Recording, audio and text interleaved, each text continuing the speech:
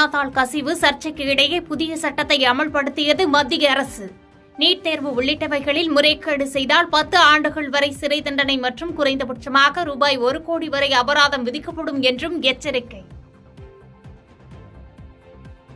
கள்ளக்குறிச்சி விஷசாராய சம்பவத்தில் உயிரிழந்தோரின் எண்ணிக்கை 54ஆக அதிகரிப்பு.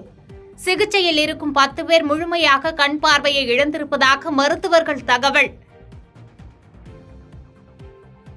விஷசாராய சம்பவத்தில் பெற்றோரை இழந்த குழந்தைகளுக்கு 18 வயது வரை மாதம் ரூபாய் 5000 பட்டப்படிப்பு வரை கல்வி கட்டணத்தை அரசே ஏற்கும்.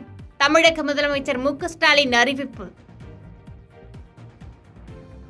சென்னையில் ரூபாய் 2 கோடி செலவில் 200 பெண் ஆட்டோ ஓட்டுநர்களுக்கு தலா ரூபாய் 1 லட்சம் மானியமாக வழங்கி பிங்க் நிற ஆட்டோக்களை இயக்க தமிழ்நாடு அரசு திட்டம். பெண்களின் பாதுகாப்பை உறுதி செய்யவும் பெண்களுக்கான சுயதொழில் வேலைவாய்ப்பை உருவாக்கவும் புதிய முன்னெடுப்பு.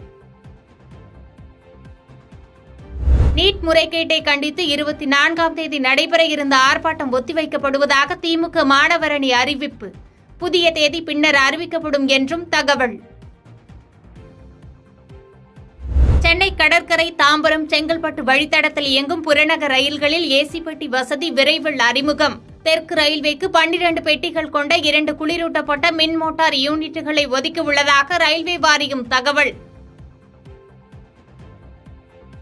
வார இறுதி நாளை முன்னிட்டு தாம்பரம், ராமநாதபுரம் இடையே சிறப்பு ரயில் இயக்கம் தொடக்கம். கூட்ட நெரிசலை கணக்கில் கொண்டு தென்னக ரயில்வே சிறப்பு நடவடிக்கை. அஜர்பைஜான், கஜகஸ்தான் உள்ளிட்ட இஸ்லாமிய நாடுகளை திறந்து 96% முஸ்லிம்களை கொண்ட மத்திய ஆசிய நாடான தஜிகிஸ்தானில் ஹிஜாபுக்கு அதிகாரப்பூர்வமாக தடை விதிப்பு. தடையை மீறினால் ரூபாய் 5 லட்சம் வரை அபராதம் விதிக்கப்படும் என்றும் அறிவிப்பு.